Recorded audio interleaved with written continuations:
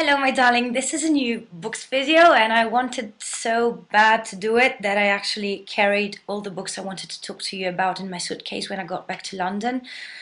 Bear with me, there's so many of them. I'm gonna talk really fast because the Italian version of this recorded 58 minutes. So I'm gonna try and do better. Anyway, the first book that I want to talk to you about is a very old short story by Dean Koontz. Came out in 1970. It's called Anti-Man.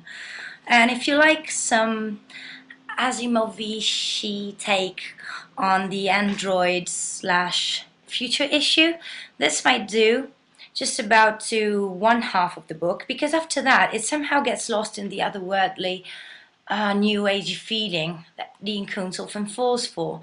I've read 3 other books by him. 2 I loved.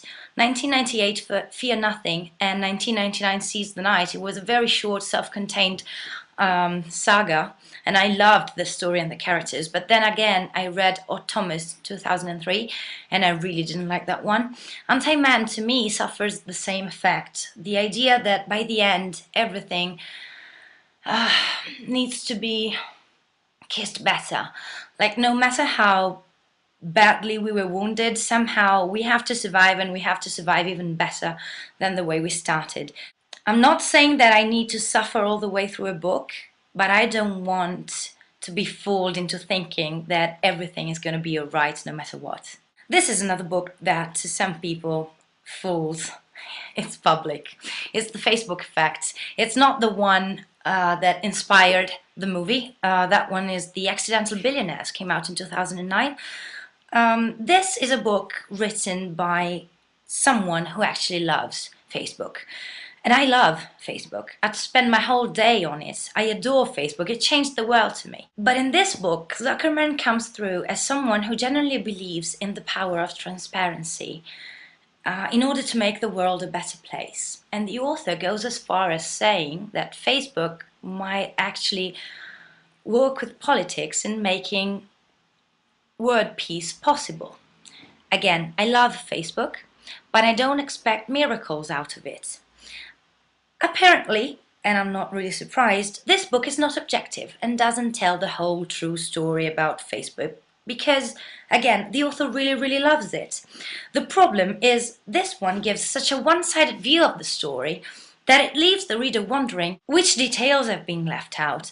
I mean, he doesn't even go through the effort of saying those little scenes that we all know about that Mark did in the first days, in the beginning of the history of Facebook. So again, makes the reader suspicious. What are you hiding from me? Well, they say history is written by the victors. Well, here it is. I'm always skeptical when it comes to new Sherlock Holmes books. This one is sort of a new series. It's called The Further Adventures of Sherlock Holmes. There's tons of these. There was also a BBC Radio 4 16 episodes called the same, ranging from 2002 to 2010. Anyway, Giant Rat of Sumatra. I started this book, I just ran across it last time I went to Forbidden Planet.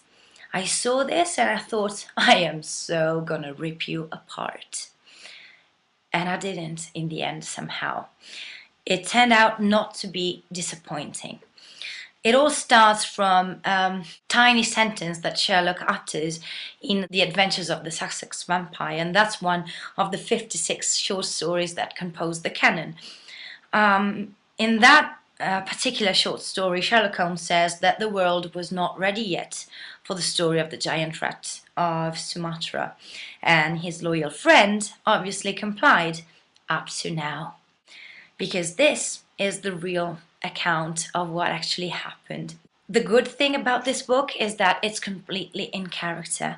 It's exciting enough for the modern reader. It has a sense of period. You recognize the characters. You don't feel like they're miscast or anything. There's just one teeny tiny flaw, and that's page 62. To me, that's a huge mistake in Holmesian deduction. Maybe that's just me. In case you've read this, please go to page 62 and check line... Well, the last 4 lines of page 62 and so on and so on. I think there's a mistake. It's about a metal door. But anyway, if you can't have enough of Sherlock Holmes, I'd give this one a try. somehow when I lay down the research for these sorts of videos, and let's not be influenced by the serious words research, because the whole research that I do is writing down notes on yellow pad paper and maybe the dates when the books come out. But anyway, I find there's some sort of theme going through the lot of books that I've selected for that video, which is strange because I normally just waltz around in a bookshop in a daze and pick books almost at random. I wonder if it's, I don't know, if the theme comes later on once I see the titles, or if it's subconscious. Anyway, the next two books that I want to talk to you about somehow spring from the same basis. I'll start from the one that I liked less. I bought this because there was a conundrum. The title is great and the cover is not. I mean, to me, the picture on the cover is a big no-no, but the title not only sounds nice, but then you stop and think it actually makes sense. The title is witty and to me says a lot about the book, because in fact, the story does alternate between sadness and happiness. The story is rather blatant. It's about a young boy moving to a new city and meeting new people. Some of them he loves, some of them he doesn't fully understand. And then tragedy strikes, and the lives of those who were there to witness this tragedy are forever changed.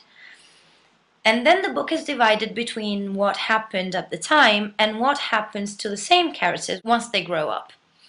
I like books that tend to extend over long periods of time. I like when an author tries to make sense out of lives, maybe because, just like Mark Twain said, the difference between life and fiction is that fiction has to make sense. The problem is that the bits where the characters are young feel far-fetched and artificial. Maybe just like with memories. You know, when you don't fully recall something and you try to make up for the lost bits and it sort of feels fake. That's the same feeling that this one gave me. The good thing about this book is that mainly it's about grief. Again, coming of age, it's a journey through life. It's delightful at times. As I said, it's between weeping and laughter. And you do get to laugh, or maybe to smile. But the levels of empathy that these characters can generate, especially in moments of grief, is so deep that the sadness they generate in you, it's hard to shed. So if the point is swerving on a dime between sadness and hilarity, you dwell on sadness a lot after you've closed this book. All in all, though, is very well written, especially when his characters are lost dealing with impossible questions and, again, huge grief. When facing something really, really hard, that's when they get at their best. Because you get the same feeling. I hope you've never really felt it, but deep grief is like when you're hit by something and at first you don't really feel the pain, you're just numb and you see what's happening around you, but you can't really make sense out of it. I don't know if I'm making myself clear, but anyway, in this book is great. The depiction of that moment feels like a stream of consciousness. You're actually there and you're sad though. So don't underestimate this book and don't think it's just going to be a pleasurable reading. Starting more or less from the same premises, this is finally Looking for Alaska by John Green. As usual, if you don't know who John Green is, stop this video and go and watch his. I'll put the link to the last one in the doobly-doo. This one came out in 2000 and...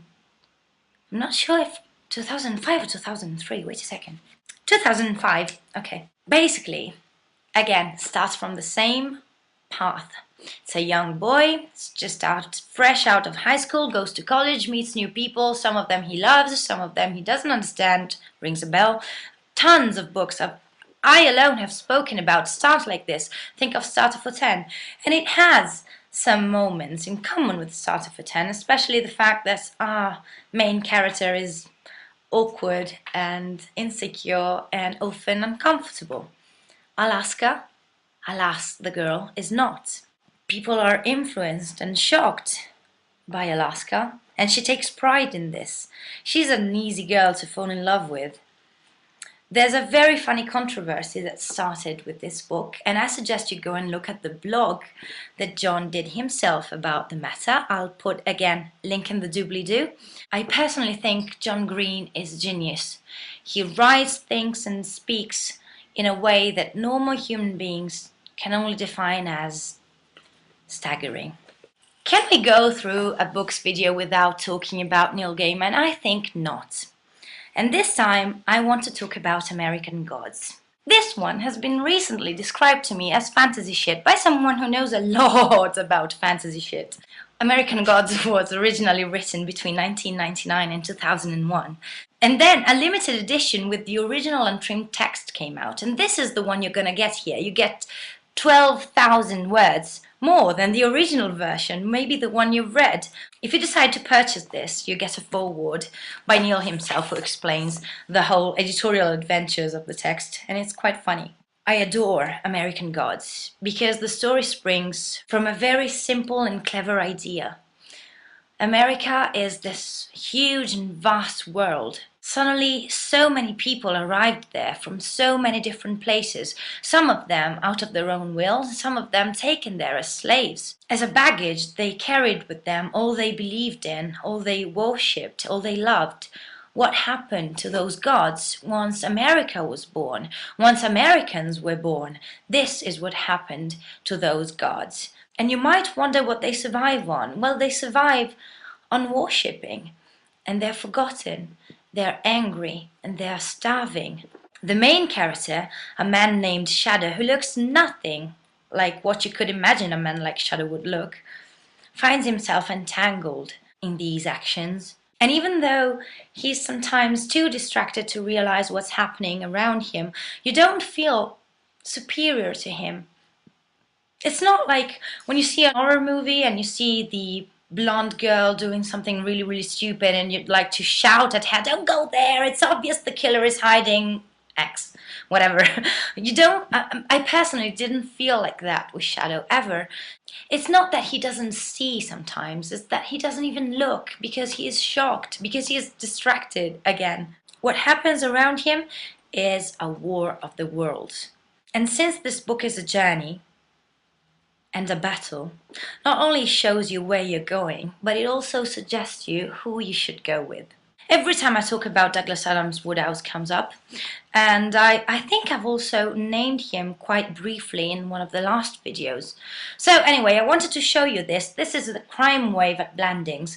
Wodehouse is particularly famous for two series of short stories and novels, The Jeeves and The Blandings Castle. This one came out in 1936. It's a short story, appeared first in the US in two parts and then in 1937 in the UK.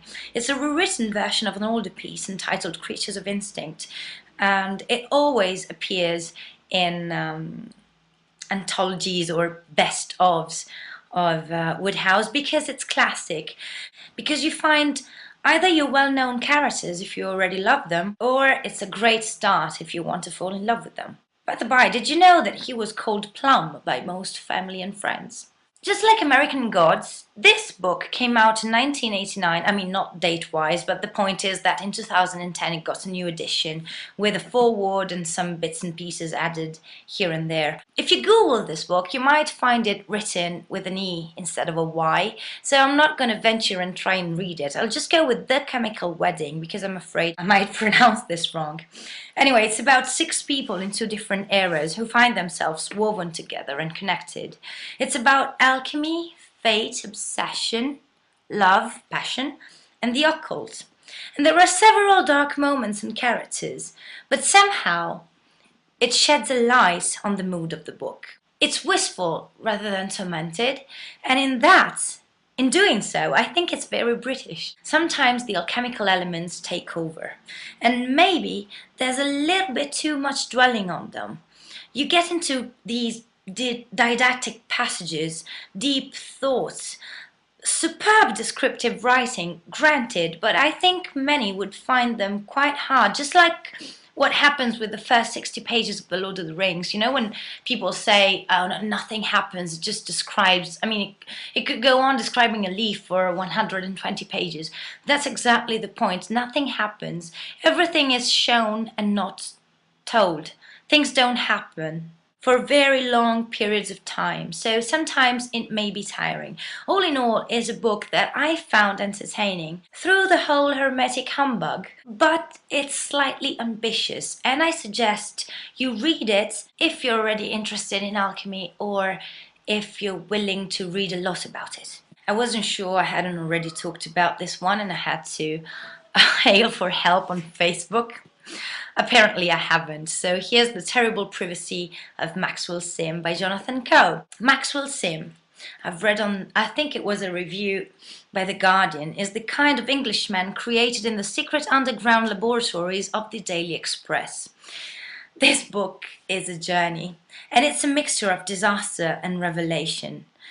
The good thing is that somehow coincidence and changes in points of views somehow cooperate with randomness and create and or fit a pattern. The problem to me personally is that the learning curve is the kind where experience is for something, but the narrative leads to it, to the understanding in such an obvious way that it's too predictable. It's all about being lonely and isolated in a time when potentially we're all linked to one another. But through the book, what at the beginning is a sharp picture gets blurry and vacuous and implausible. And it's true, unfortunately, that there are things that don't really work with this novel.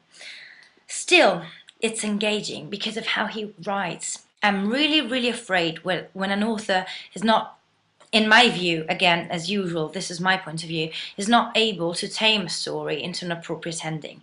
And since this one came out in 2010, I'm slightly worried. But let's not get ahead of ourselves. I'm really keen on hearing your thoughts if you have already read it, if you decide to. Because yes, I found it brilliant, but personally it gets lost along the way. I think this is the first time I talk about a play and not a novel. This is Tom Stoppard and this is Arcadia. It came out in 1993.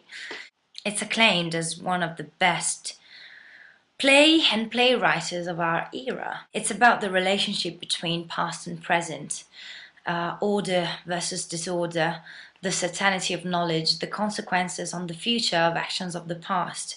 It's a drama in the modern sense of being somewhere between a tragedy and a comedy with very epigrammatic dialogue. It's so witty, and sometimes if you squint, it may remind you of those moments when Wilde is so cynical, he gets tender.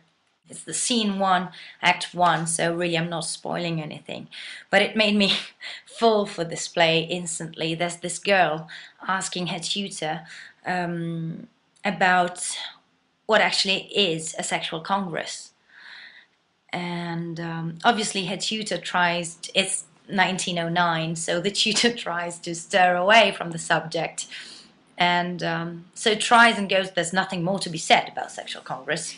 Is it the same as love? And the tutor answers, oh no, it's much nicer than that. Nick Hornby is also often in this sort of videos. This is 31 songs. Came out in 2002 and it's actually a collection of 26 essays. It's because sometimes multiple songs are discussed in single entry, so actually it's 31 songs. It's about the intimate impact they have on him. It got a few CDs made out of it, a standalone CD in the UK. It's a selection from the music of 31 songs, there's 18 of them. And also came out a hardcover edition called Songbook. It was published by McSweeney's. It included a CD with 11 of the songs mentioned in the book. And I'll also put a link in the doobly-doo, because McSweeney's site accepted online submissions from authors writing about their favourite songs. You can find them on the website still. I've read many different reviews about this book, mainly because I suspect I'm not really objective. Nick Hornby could talk to me about anything. As long as he does it the way he writes, it's fine. I would buy anything from him. Is it my mistake? I'm not sure. I've read of someone who says all the choices that he makes in this book are really, really easy, and that sometimes he claims what he loved when he was a boy was sort of guilty pleasures. Others said that he is quite open about his guilty pleasures. Think about Nelly Furtado and the attitude that he has towards pop music. I'm personally not sure where I stand. I do think there might be the hint of a midlife crisis into this. The feeling that the minute his wife and children are out of the door, a Led Zeppelin album plays, and the minute he can hear them coming back, he puts on a much safer Beatles album, and before they went to India and started taking drugs in public. And if I want to be extremely cynical, maybe not everyone knows about Nick Hornby, but everyone knows about that guy who makes top tens out of everything. And look, he wrote a book about songs. Shall we buy it? Let's. But I think music sometimes, like politics and religion, is a risky business. And if you start and discuss it with people you don't particularly like, love, and know, again, it's a risky terrain. I suggest if you decide to read this, or you already have, just remember how much you like Nick Hornby and treat him like a friend. So let's try and not be that judgmental about his musical taste. I caved in and bought the new Ian McEwan book. It's Solar, came out in 2010. It's a satire about a Nobel-winning physicist whose personal life is seriously messed up, and his ambition towards solar energy-based solutions for climate change are cynical. Somehow. He's not someone who's actually worried about the future of the planet because he's not going to be around anyway. This is someone who happens to mistake love and a heart attack because the symptoms are the same to him. Michael Bird is a despicable human being with unparalleled levels of self-indulgence. When he deems himself to be right, there's nothing that can stop him. Somehow, I don't feel sympathetic towards him. He is a despicable human being, and he doesn't go as far as to turn things around and make himself lovable in a way. No, you actually despise him the whole time. The book promised to be funny. Is it funny? Just like the cover suggests? Yes, but personally I feel like it tries really, really hard to be funny. And in that way, I try and play cool about it and don't laugh openly. When I first saw this book, I thought, really, again, you're gonna fall for a pretty cover. So I tried and resist, but then I found out it was a biographical novel about Herbert George Wells, so I had to give in. David Lodge follows him in his period of greater influence. And mischief, maybe, between the publication of The Time Machine in 1895 and when the author was 29, by the by, what have you done today with your life? And Outline of History came out in 1919. The point is that we find the man 2 years from his death, old and maybe slightly disenchanted, talking to a voice in his head. The voice in his head may be himself from the past, from a different point in his life. This voice he answers to conducts some sort of interview inside his head, while another voice speaks in a more expansive way of his life and loves. Frequent sex scenes may be found throughout the book, and Wells is depicted as a champion in birth control techniques. His attitude to women is one of tender playfulness. And he was, after all, regarded as an influential feminist, although he was much more concerned with free love and the right to free love than the right to vote. But then again, free love was demanding work and someone had to do it. He wasn't the most alluring of men, apparently, small and fattish, domineering and opinionated, but somehow women just kept coming. There is no trace of his notorious irascibility.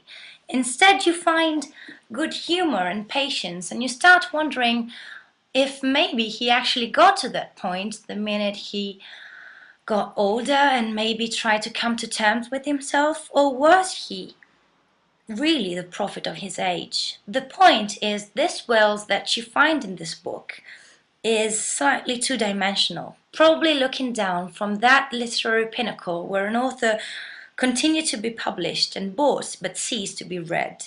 I personally think the most intriguing part of this book is the consideration that the author of the book, Mr. David Lodge, the fictional worlds that we find in here, the fictional worlds voices that talk into this book, and the real worlds just merge in together, and all these voices talk.